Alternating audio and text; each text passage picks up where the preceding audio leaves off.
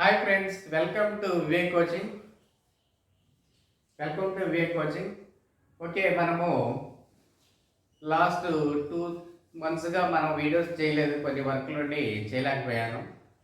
Okay, కొత్త year, new year, wish you happy new year. 2022 year అందరం బాగుండాలని కోరుకుంటాము. 2021 చాలా ఇబ్బంది పెట్టింది అందరినీ, కరోనా వల్ల అవి ఇవి చాలా ఇబ్బందులు పడినారు.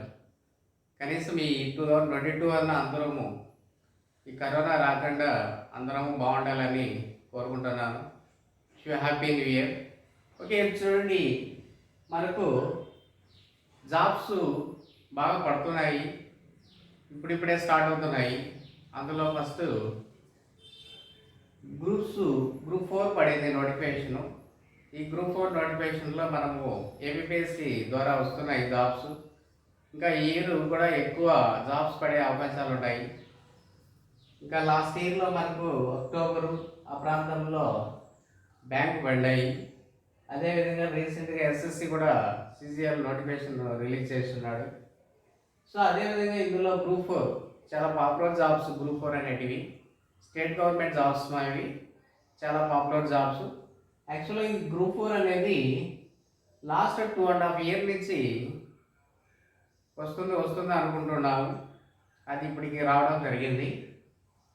ఈ గ్రూప్ 4 జాబ్స్ కూడా లాస్ట్ 10 ఇయర్స్ 2011లో పడ్డాయి. దాని తర్వాత ఇప్పుడే పడడం group 4 jobs. Junior assistant computer assistant అంటే మన స్టేట్ గవర్నమెంట్ ఆల్ ఆఫీసెస్లో గవర్నమెంట్ జాబ్స్ అనమాట. Revenue department, revenue section. So ఆ విధంగా ఇది కంప్లీట్గా office work, computer related job. ఇది క్లర్క్ అంటాము, జూనియర్ అసిస్టెంట్ అంటే. కంప్యూటర్లో వర్క్ చేయాలి కాబట్టి కంప్యూటర్ నాలెడ్జ్ కూడా కంపల్సరీ తెలిసి ఉండాలి.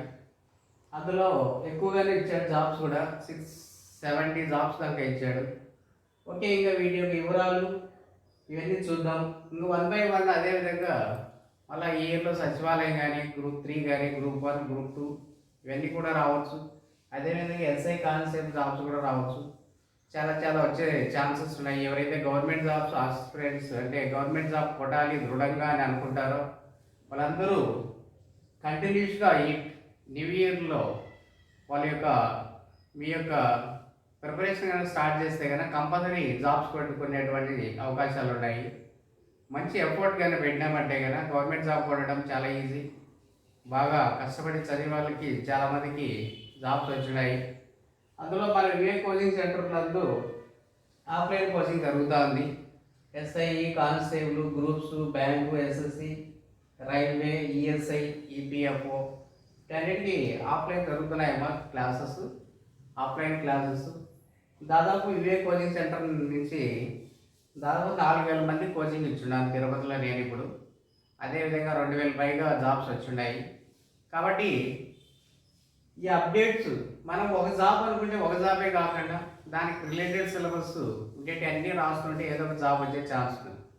కొందరు బ్యాంక్ అనుకుంటారు, బ్యాంకే రాస్తుంటారు. ఎస్ఎస్సి అంటారు, ఎస్ఎస్సినే రాస్తుంటారు.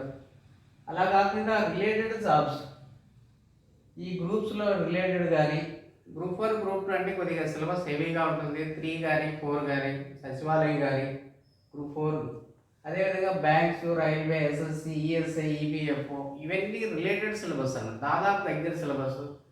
ఈ సిలబస్తో అన్నీ రాస్తూ ఉంటే కనుక ఏదో ఒక జాబ్ కొట్టుకునేటువంటి అవకాశాలు ఉంటాయి. ఒకే జాబ్ పట్టుకొని దాన్నే మనం ప్రిపరేషన్ చేసుకుంటూ అది రాకపోయి మళ్ళీ సఫర్ అవడం ఇవన్నీ లేకుండా మనం ఏ ప్రిపరేషన్ అయితే చేస్తున్నామో దానికి రిలేటెడ్ సిలబస్ అంతా ఏ జాబ్స్కి ఏముందో తెలుసుకోవడము, రాయడము. మెయిన్గా ఏం లేదు, అర్థమెటిక్, రీజనింగ్, ఇంగ్లీషు, జీకే ఉంటుంది. బ్యాంక్స్, ఎస్ఎస్సి అయితే కదా. గ్రూప్స్ రిలేటెడ్ అయితే సైన్స్, సోషల్ కొద్దిగా డెప్త్గా నేర్చుకోవాలము. అంతే తేడా. సైన్స్, సోషల్ గ్రూప్స్లో ఎక్కువ వస్తుంది. అర్థమెటిక్, రీజనింగ్ కొద్దిగా లైట్గా ఉంటుంది. బ్యాంకు, ఎస్ఎస్సి, రైల్వే తీసుకుంటే కానీ అర్థమెటిక్, రీజనింగ్, ఇంగ్లీష్ ఎక్కువ ఉంటుంది అనమాట. అంతే తేడా. కాబట్టి అంతా కలిపి నేర్చుకున్నామంటే కదా ఇట్లా బ్యాంక్ సెక్షన్ కానీ, ఎస్ఎస్సి, బ్యాంకు, రైల్వే సెక్షన్ కానీ, అదేవిధంగా గ్రూప్ 3, 4, అదేవిధంగా సచివాలయం ఇటువంటి జాబ్స్ త్వరగా కొట్టుకునేటువంటి ఛాన్స్ ఉంది. ఎప్పుడు బ్యాంక్ అనుకోకుండా, ఎస్ఎస్సిని అనుకోకుండా గ్రూప్ 4, 3లు కూడా రాసుకొని జాబ్స్లోకి మనం వెళ్ళొచ్చు. కాబట్టి ప్రిపరేషన్ స్టార్ట్ చేసిన వాళ్ళు రిలేటెడ్గా ఉన్నటువంటి సిలబస్ అన్నీ రాస్తే కనుక త్వరగా జాబ్స్లోకి ఎంటర్ అయ్యే ఛాన్స్ ఉంది. ఓకే, ఈ గ్రూప్ 4 గురించి చూస్తాము. అంటే గ్రూప్ 4లో ఎటువంటి జాబ్స్ ఇవి, అదేవిధంగా వీటి యొక్క సిలబస్ ఏమి, ఏజ్ ఏమి, క్వాలిఫికేషన్ ఏమి, ఇవన్నీ ఒకసారి గమనిస్తాము.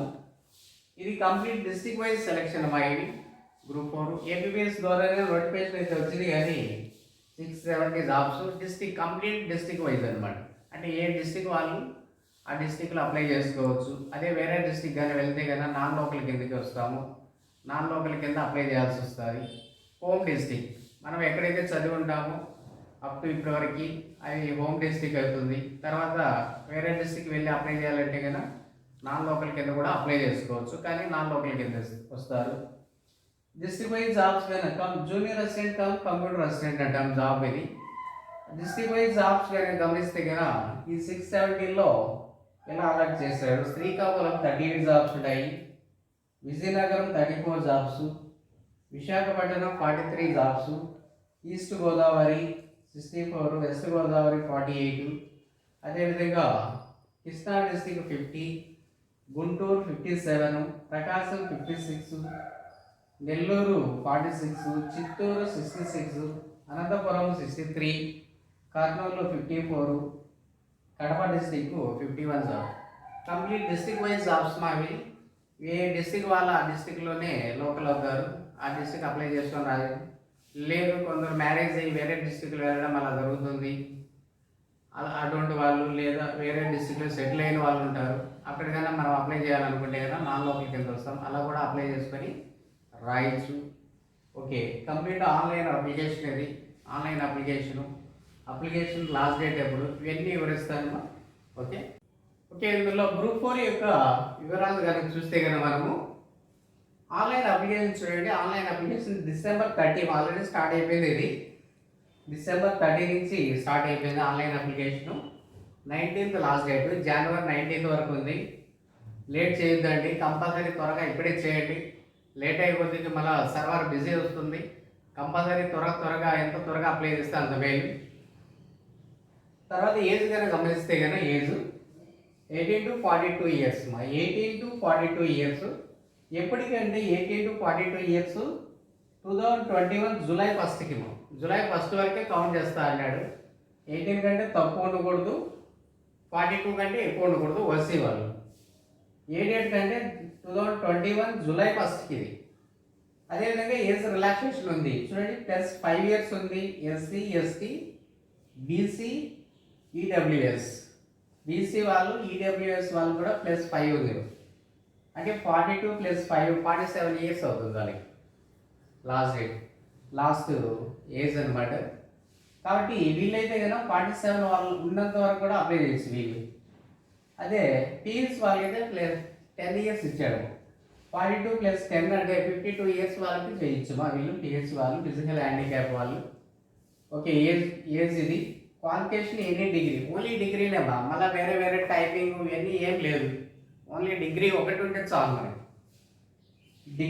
డిగ్రీ కూడా ఎనీ డిగ్రీ బీటెక్ వాళ్ళు కావచ్చు, సైన్స్ డిగ్రీ వాళ్ళు కావచ్చు, ఎవరైనా ఎనీ డిగ్రీ బ్యాచులర్ డిగ్రీ ఎవరైతే కంప్లీట్ చేస్తారో వాళ్ళందరూ ఎలిజిబుల్ అవుతారు. కంపల్సరీ టైప్ ఉండాలి, కంప్యూటర్ నేర్చుకొని ఉండాలి, మనకు సర్టిఫికేట్ ఉండాలి, అలాంటి ఏమీ లేదు. కంప్యూటర్ టెస్ట్ ఒకటి పెడతాడు అంతేగాని, అది ఒక టెస్ట్ ఉంది కంప్యూటర్ టెస్ట్, అంతేగాని దాని సర్టిఫికేట్, టైపింగ్ సర్టిఫికేట్ ఇవన్నీ అవసరమే లేదు. Complete degree any bachelor degree ఉంటే చాలు. అది ఏ డేట్కి డిగ్రీ కంప్లీట్ అయి ఉండాలో చెప్పుకుంటాడు, మెన్షన్ చేస్తున్నాడు. మనకు నోటిఫికేషన్ ఇచ్చిన డేట్ December 28 ఇచ్చాడు, December 28, 2021. ఈ డేట్కు డిగ్రీ అడిగాడు. ఎనీ డిగ్రీ మనము కంప్లీట్ చేసుకునేట్టు ఉండాలి, కంప్లీట్ అయిపోయినట్టు డిగ్రీ వాళ్ళు. అది మెన్షన్ చేశాడు డేట్ కూడా. అంటే నోటిఫికేషన్ ఇచ్చిన టైంకి ఎనీ డిగ్రీ కంప్లీట్ అయి ఉండాలి. కాబట్టి ప్రతి ఎనీ డిగ్రీ ఉన్న వాళ్ళు అందరూ అప్లై చేయొచ్చు, మిస్ చేయొద్దండి, కంపల్సరీ అప్లై చేయండి. అదేవిధంగా ఎగ్జామ్ ఫీజు 250 + 80 330 రూపీస్ ఇది. అదే ఎస్సీ ఎస్టీ వాళ్ళ ఫీజు వాళ్ళైతే 80 రూపీస్ ఇది ఎగ్జామ్ ఫీజు. ఓకే, గ్రూప్ 4లో మనకి చాలా ఇంపార్టెంట్ ఏమంటే సెలక్షన్ ప్రాసెస్. ఎందుకంటే కనుక మనము ఏదైనా ఒక ఎగ్జాము రాస్తున్నామంటే కనుక జాబ్ కొట్టాలని, అందులో గవర్నమెంట్ జాబు, అసలు ఏం సిలబస్ ఉంటుంది, ఏమి దాని యొక్క ఎగ్జామ్ ప్యాటర్న్ ఏమి, ఎన్ని స్టేజ్లో ఎగ్జామ్ ఉంటుంది కంపల్సరీ తెలిసి పెట్టుకోవాలమ్మా. ఇది తెలియకుండా మనం ఎగ్జామ్కు ప్రిపరేషన్ చేసినా వేస్ట్ అవుతుంది.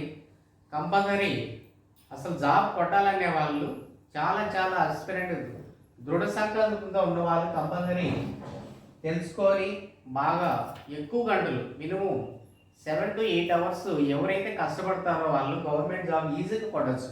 ఇదేం పెద్ద కష్టమైతే కాదు, ఈజీగా కొట్టుకోవచ్చు.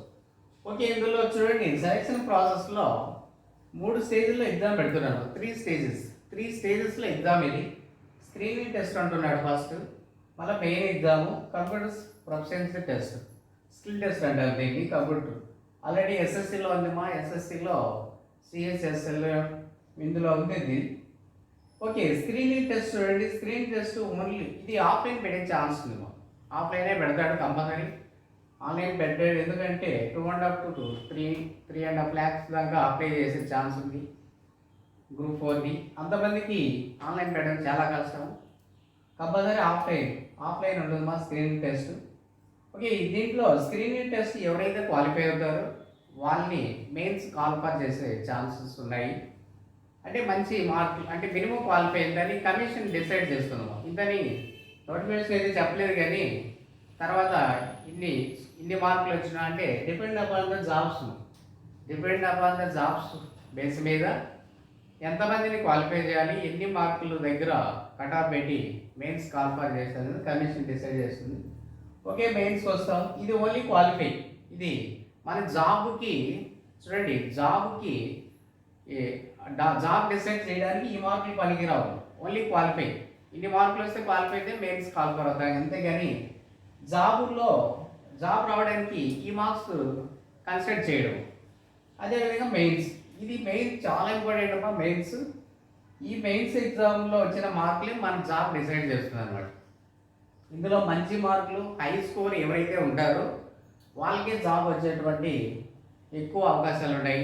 అంటే మంచి స్కోర్ రావమ్మా, మినిమం క్వాలిఫై రాకూడదు. ఇక్కడ మంచి టాప్లో ఉండాలి, టాప్ నుంచి మంచి మెరిట్లో ఉండాలి. ఆ మెరిట్లో ఉన్న వాళ్ళకే జాబ్ ఇది. ఎవరైతే మెయిన్స్లో మంచి మెరిట్ ఉంటారో తర్వాత కంప్యూటర్ టెస్ట్ క్వాలిఫై చేస్తారు. 1:2 రేషియోలో ఎన్ని జాబ్స్ ఉంటాయో ఆ డిస్ట్రిక్ట్ జాబ్స్ బట్టి 1:2 రేషియో ప్రకారం కంప్యూటర్ టెస్ట్ని పిలుస్తాడు. ఈ కంప్యూటర్ టెస్ట్ని ఎన్ని మార్క్స్ ఏమి అనేది నేను నెక్స్ట్ కంటిన్యూస్లో చెప్తాను. ఇందులో కూడా మంచి ప్రావీణ్యం ఎవరైతే సాధిస్తారో స్కిల్ టెస్ట్ వాళ్ళకి ఫైనల్గా జాబ్ వస్తుంది. ఇదేమో సెలక్షన్ ప్రాసెస్. మరి ఇందులో ఏదేది సిలబస్ ఏముంటుంది, ఏదేది ఎన్ని మార్కులకు వస్తే ఏం చదవాలి అనేది చూద్దాం ఇందులో. ఓకే, ఇందులో మనము సిలబస్ చూద్దాము. ఇంతకుముందు చెప్పుకునేట్టు 3 స్టేజెస్ ఎగ్జామ్ అని చెప్పుకున్నాము. Screening test, mains, computer proficiency test. అందులో ఏదేది ఎన్ని మార్కులకు ఉంటుంది, దానికి సిలబస్ ఏమి, ఇవన్నీ ఇందులో మనం గమనించవచ్చు. స్క్రీనింగ్ టెస్ట్ చూడండి. స్క్రీనింగ్ టెస్ట్ ఓన్లీ క్వాలిఫై అని చెప్పుకున్నాము.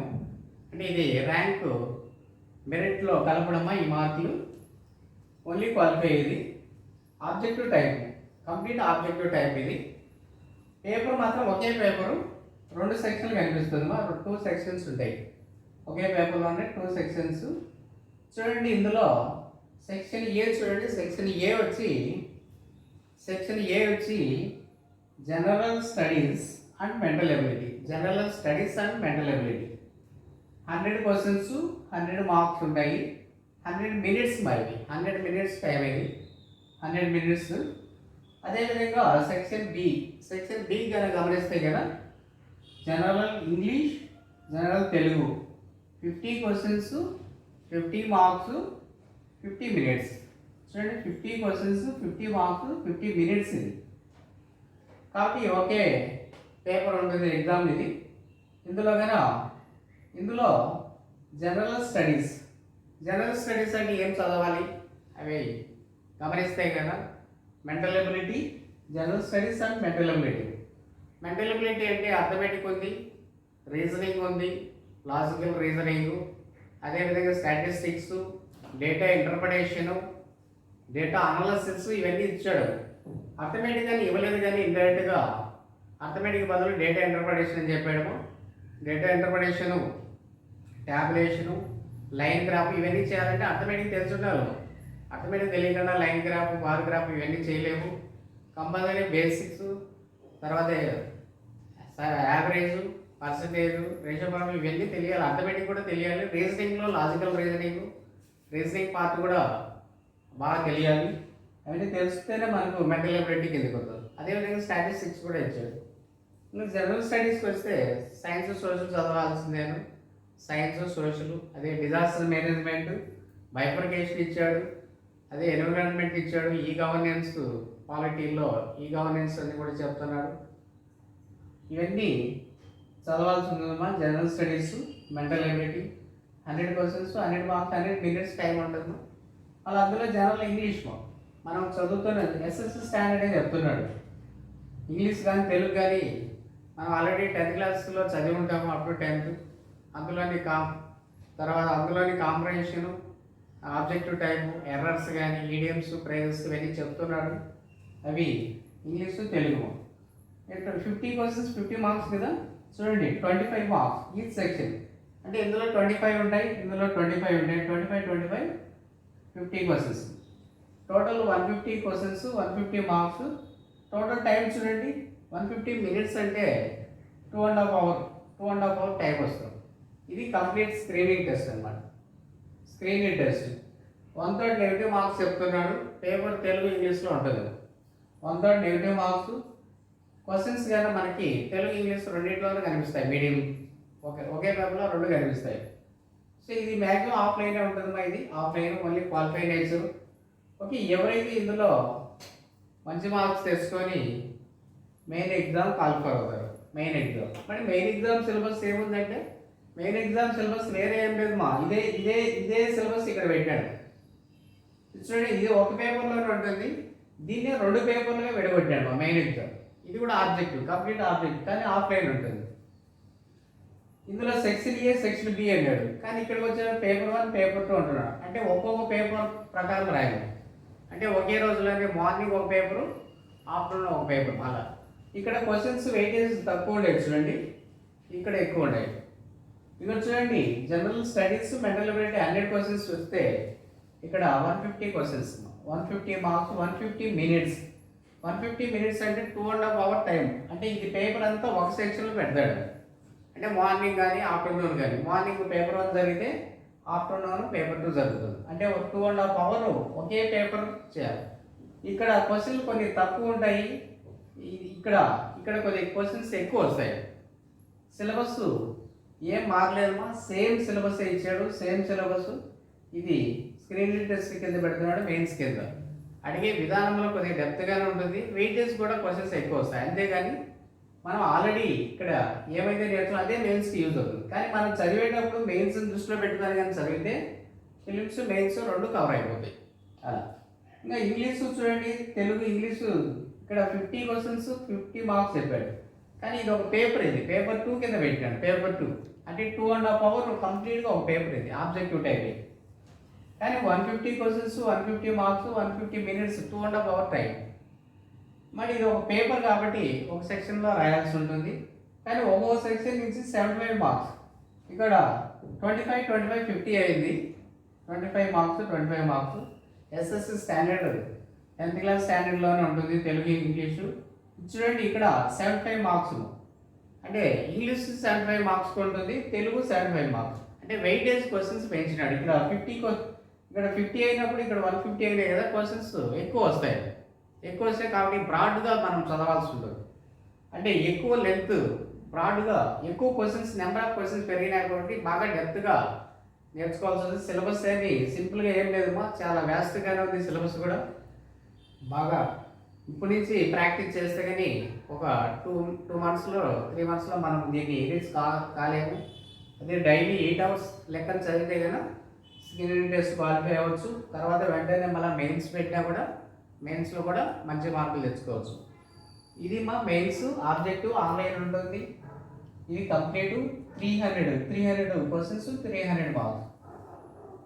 ఇందులో ఈ 300 మార్క్స్ ఉన్నాయి కదా, ఇందులో ఎవరు మంచి మెరిట్ ఉంటారో ఈ 300 మార్క్స్కి మంచి హైలో ఎవరైతే ఉంటారో వాళ్ళే ప్రొఫెషన్సీ కంప్యూటర్ ప్రొఫెషనల్ టెస్ట్ ఉందేమో దీనికి కాల్ఫర్ అవుతుంది 1:2. అంటే ఆ డిస్టిక్ బట్టి ఆ డిస్టిక్లో ఉన్న జాబ్స్ 1:2 రేషియోలోనే కాల్ఫర్ చేస్తాను. స్కిల్ టెస్ట్ అంటారు. ఈ స్కిల్ టెస్ట్లో ఫైనల్గా ఇది క్వాలిఫై, దీంట్లో క్వాలిఫై అయితే మనకు ఫైనల్గా గ్రూప్ 4 జాబ్ వస్తుంది. సో కాబట్టి ఇది మా కంప్లీట్గా మనకు ఉన్నటువంటి గ్రూప్ 4 రిలేటెడ్ సిలబస్. ఇంకా ఇందులో మీకు కంప్యూటర్ ప్రొఫెషనల్ టెస్ట్ ఇది ఎన్ని మార్కులకు ఉంటుంది ఎంత అనేది చెప్తారు. ఇందులో మనము స్క్రీనింగ్ టెస్ట్ మెయిన్స్ గురించి చెప్పుకున్నాము. కంప్యూటర్ ప్రొఫెషన్సీ టెస్ట్ ఎలా ఉంటుంది చూద్దాం. కంప్యూటర్ ప్రొఫెషన్సీ టెస్ట్లో 50 మార్క్స్ పెడతానంటున్నాడు. టైం వచ్చి 30 మినిట్స్ ఇస్తున్నాడు. Time 30 minutes, 50 marks. ఇప్పుడు ఇది ఓన్లీ క్వాలిఫై అనమాట. Only qualify.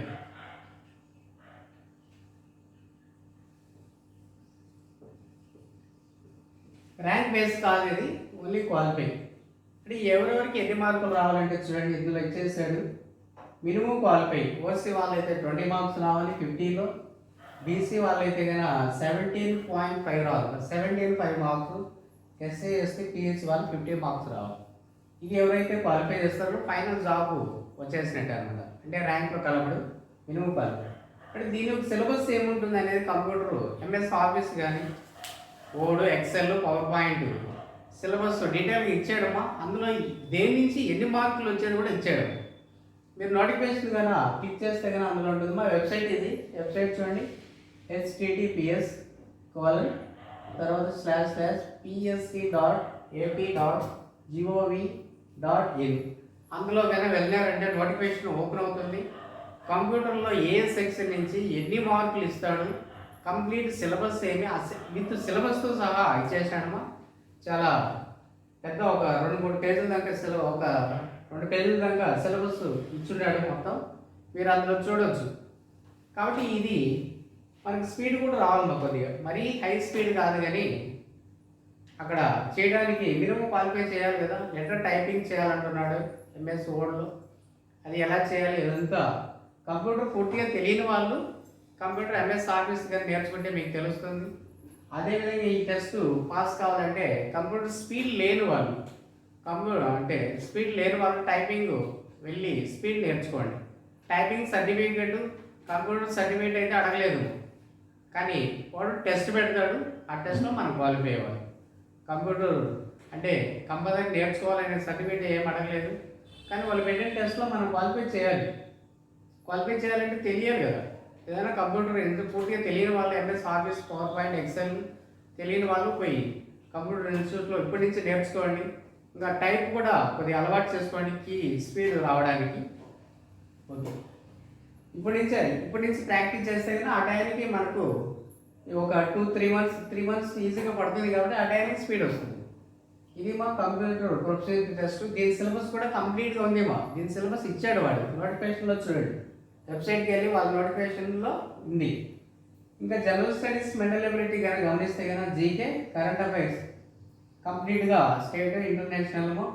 Science, social science తెలుసు కదా, బయాలజీ, ఫిజిక్స్, కెమిస్ట్రీ చదవాలి.